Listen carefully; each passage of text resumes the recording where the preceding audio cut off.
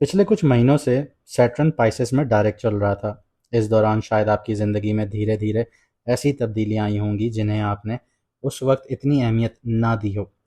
किसी के करियर का इम्तिहान हुआ होगा, किसी के रिश्तों में जिम्मेदारियां बढ़ गई होंगी और किसी को अपनी ज़िंदगी को नए अंदाज से ऑर्गेनाइज करना पड़ा होगा। लेकिन अब कहानी एक नए मोड़ पर आ गई है। 26 जुलाई 2026 को रात 11:14 पर सैटर्न रेट्रोग्रेड हो चुका। अक्सर लोग सैटर्न रेट्रोग्रेड को सिर्फ डिलेज या प्रॉब्लम से जोड़कर देखते हैं, लेकिन क्लासिकल वैदिक एस्ट्रोलॉजी के मुताबिक सैटर्न रेट्रोग्रेड का असल मकसद सज़ा देना नहीं होता, बल्कि रिव्यू करवाना होता है। जो काम अधूरा रह गया था, जो जिम्मेदारियां नज़रअंदाज हुई और जो सबक अभी तक मुकम्मल नहीं हुआ, सैटर्न उसी चैप्टर को दोबारा खोलने आया है।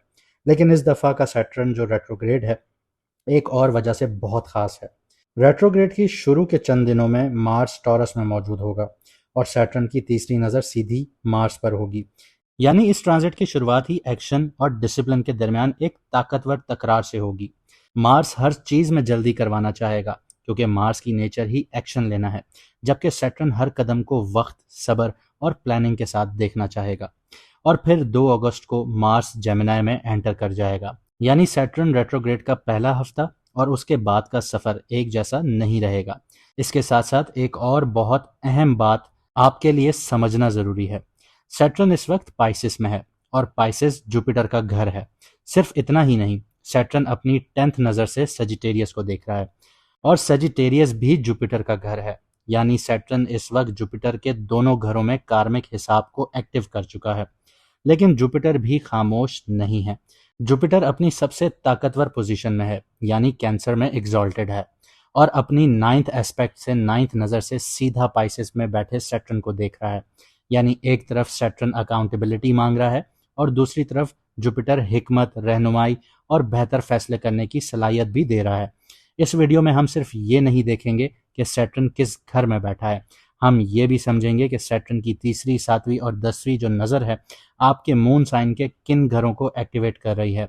जुपिटर इस पूरे प्रोसेस को किस तरह सपोर्ट कर रहा है और अगले चंद महीनों में आपकी ज़िंदगी में कौन से कार्मिक चैप्टर्स दोबारा खुलने वाले हैं। लेकिन उससे पहले अगर आपको अपना मून साइन नहीं पता तो कमेंट सेक्शन में अपनी ओरिजिनल डेट ऑफ बर्थ लिखिए, आपको आपका मून साइन बता दिया जाएगा। और जो लोग ज़िंदगी की मुश्किलात से तंग हैं, करियर में अपलिफ्टमेंट नहीं मिल रही, प्रमोशंस नहीं हो रहे, ग्रोथ नहीं हो रही, बॉस तंग कर रहे हैं, घर के मसाइल चल रहे हैं, घरों में सुकून नहीं मिल रहा, पार्टनर के साथ अलाइनमेंट नहीं हो रही, तो स्क्रीन पे दिया गया व्हाट्सएप नंबर है, आप व्हाट्सएप पर मैसेज करके अपॉइंटमेंट बुक करवा सकते हैं। फीस 50% ऑफ है लिमिटेड टाइम के लिए, और याद रखिएगा स्लॉट्स भी लिमिटेड होते हैं। तो आइए वैदिक एस्ट्रोलॉजी के असूलों के मुताबिक हर मून साइन के लिए सैटर्न रेट्रोग्रेड को गहराई से समझते हैं। अब बात करते हैं विर्गो मून साइन वालों के लिए। सैटर्न रेट्रोग्रेड हो रहा है आपके 7th हाउस में। अब हर रिश्ता, हर पार्टनरशिप और हर कमिटमेंट अपनी असली हकीकत दिखाने वाली है। 7th हाउस सिर्फ आपकी शादी का घर नहीं होता, बल्कि ये आपके बिजनेस पार्टनरशिप्स का, कॉन्ट्रैक्ट्स का, क्लाइंट्स का, पब्लिक डीलिंग्स का और लाइफ के उन तमाम एग्रीमेंट्स का घर है जहां दो लोग मिलकर एक जिम्मेदारी उठाते हैं। पिछले कुछ महीनों में शायद किसी रिलेशनशिप या पार्टनरशिप में बहुत कुछ बदला हो, किसी के साथ डिस्टेंस आई हो, किसी नए इंसान की एंट्री हुई हो या किसी बिजनेस डील की बुनियाद रखी गई हो। अब सैटर्न रेट्रोग्रेड आपसे यहाँ पे कुछ सवालात पूछेगा, जिनमें से एक अहम सवाल ये है कि क्या ये रिश्ता सिर्फ जज्बात पर खड़ा है या जिम्मेदारियां भी निभाने वाला है। और यहाँ पर आप लोगों को ये भी नज़र आया होगा कि काफ़ी लोगों की शादियां तय हुई होंगी जो कि कार्मिक रिजल्ट्स देंगी, और ये वो कार्मिक पीरियड स्टार्ट हो चुका है। सैटर्न सिर्फ मोहब्बत नहीं दिखाता, वो कमिटमेंट दिखाता है। सैटर्न का 7th हाउस का जो रेट्रोग्रेड है, ये आपके लिए पार्टनरशिप्स को हाईलाइट करता है। अगर शादीशुदा हैं तो रिस्पॉन्सिबिलिटीज़ और एक्सपेक्टेशंस दोबारा डिस्कस होंगी। अगर आप लोगों की शादियां हो रही हैं तो ये उनमें खलल पैदा करता हुआ नज़र आता है, अगर उनकी बुनियाद मजबूत नहीं है तो। अगर बिजनेस पार्टनरशिप्स हैं तो ट्रस्ट और ट्रांसपेरेंसी का इम्तिहान होगा। अगर सिंगल हैं तो सैटर्न किसी इमेच्योर रिलेशनशिप को आगे नहीं बढ़ने देगा। लेकिन अगर कोई कनेक्शन सिंसियर और स्टेबल है तो ये ट्रांजिट उसे और मजबूत भी बना सकता है। सैटर्न की तीसरी नज़र की बात करते हैं जो कि टॉरस पर पड़ती है, और वो है आपका 9th हाउस। सैटर्न की जो तीसरी नज़र पड़ रही है, ये आपके higher education, father, mentor, long distance travel, belief system, future direction को एक्टिवेट कर रही है। आपकी सोच और प्लानिंग का रिव्यू होता हुआ नज़र आता है। आप लोगों का अगर फ़ॉरेन प्लानिंग बन रही है कि आप लोगों ने फ़ॉरेन जाना है, तो वहाँ पे डिले आती हुई नज़र आती हैं। हायर एजुकेशंस या करियर प्लानिंग को दोबारा ऑर्गेनाइज़ करना पड़ सकता है आप लोगों को। सैटर्न यहाँ पर आपसे एक दूसरा सवाल करता है, वो ये कि आपकी जो डायरेक्शंस हैं, क्या वो लाइफ़ की जो डायरेक्शंस हैं वो प्रैक्टिकल हैं या नहीं है। इसके अलावा सैटर्न की 7वीं नज़र की बात करूँ तो वो आपके फर्स्ट हाउस पर पड़ती है और ये सबसे पावरफुल एस्पेक्ट है, नज़र है, दृष्टि है। तो इसका मतलब है कि सिर्फ सामने वाला इंसान नहीं, आप खुद भी बदल रहे हैं। तो आप अपने बिहेवियर, डिसीजंस और रिएक्शंस को दोबारा इवैल्यूएट करना शुरू करें। लोग भी आपसे पहले ज़्यादा मैच्योरिटी एक्सपेक्ट करेंगे। ये दौर आपकी पर्सनैलिटी को पॉलिश करता हुआ नज़र आता है। सैटर्न की 10वीं नज़र की बात करूँ तो वो सजिटेरियस पर पड़ती है, जो कि आपका 4th हाउस है, यानी घर, माँ, property, emotional peace, domestic life, ये सारी चीज़ें यहाँ पे एक्टिवेट होती हैं और बहुत कुछ और भी एक्टिवेट होता है। लेकिन ये मेन है तो करियर और जो रिलेशनशिप्स हैं, इसके प्रेशर की वजह से घर का माहौल इफ़ेक्ट होता हुआ नज़र आता है।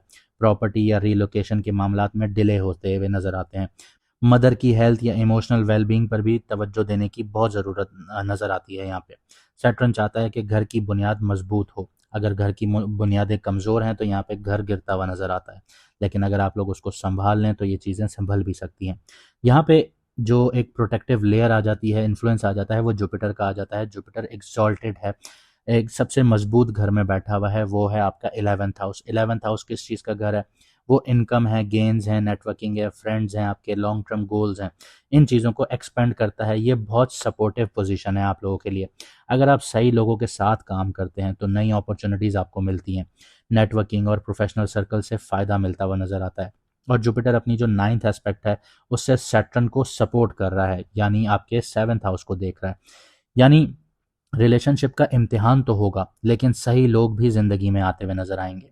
अब इसका इम्पैक्ट आपके करियर पर कैसे आता है, तो बिजनेस पार्टनरशिप और क्लाइंट्स रिलेशनशिप बहुत इंपॉर्टेंट रहेंगी इस टाइम पीरियड में। अगर आप सर्विस इंडस्ट्रीज़ में हैं, कंसल्टेंसीज़ में हैं, लॉ से जुड़े हुए हैं, लॉ की एजुकेशन से जुड़े हुए हैं या पब्लिक डीलिंग में हैं, तो प्रोफेशनलिज्म जो है वो आपकी सबसे बड़ी स्ट्रेंथ बनती हुई नज़र आएगी।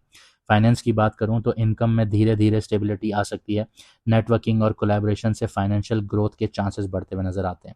लेकिन अगर एग्रीमेंट को बिना पढ़े साइन किया है तो मुश्किलें भी आपके लिए उतनी ही बढ़ती हुई नज़र आएंगी, क्योंकि ये आपके, ये कह लीजिए कि पार्टनरशिप का घर है, एग्रीमेंट्स का घर है, 7th हाउस। तो यहाँ पे आपको बहुत एहतियात करना होगा। अगर पहले आपने कर दिया है तो उसका ऑडिट अब होगा और ऑडिट में मुश्किलात आती हैं। रिलेशनशिप्स की बात करूँ तो ये पूरे ट्रांजिट का सेंट्रल थीम है आपके लिए। जो रिश्ते सिर्फ कन्वीनियंस पर चल रहे थे तो उनकी रियलिटी अब सामने आएगी। जो ट्रस्ट पर, रिस्पेक्ट पर बने हुए थे, वो और गहरे होते हुए नजर आएंगे। शादीशुदा लोग कम्युनिकेशन को प्रायोरिटी दें, वरना ये रिश्ते कमज़ोर होते हुए नजर आएंगे। और जो लोग शादियां कर रहे हैं, ये याद रखिएगा कि ये आप लोगों का कार्मिक टाइम पीरियड है, क्योंकि पाइसेस वालों की 7.5 का सेकंड फेज है और सैटर्न बिल्कुल ऑपोजिट अगर देखा जाए आप लोगों के घर में 7th हाउस में बैठा हुआ है, जो कि पाइसेस है। तो आपके शादीशुदा घर में बैठा है, तो ये एक कार्मिक पैटर्न एक्टिवेट करेगा। अगर आप लोगों के रिश्ते मजबूत हैं और आप शादी कर रहे हैं, बुनियादें मजबूत हैं, तो ये सस्टेन करेंगी, ये याद रखिएगा। लेकिन अगर आप लोगों के बुनियादें कमज़ोर हैं, किसी लालच की वजह से शादियां हो रही हैं, या किसी मतलब की वजह से शादियां हो रही हैं, या किसी भी चीज़ की वजह से शादी हो रही है, आप ये कह लीजिए कि आपसे ज़्यादा आपको और कोई बेहतर नहीं जानता, आपकी नीयत को बेहतर कोई नहीं जानता, क्योंकि नीयतें सिर्फ अल्लाह ताला जानते हैं। तो आपकी नीयत जो भी होगी उस हिसाब से आपको रिजल्ट मिलेगा। अब आगे बढ़ते हैं, हेल्थ की बात करते हैं। तो स्ट्रेस का जो असर है वो आपकी डाइजेशन पर आ सकता है, नर्वस सिस्टम पर आ सकता है। रूटीन, प्रॉपर स्लीप और इमोशनल बैलेंस यहाँ पे बहुत ज़रूरी है। अपनी बॉडी के सिग्नल्स को इग्नोर बिल्कुल भी नहीं करना।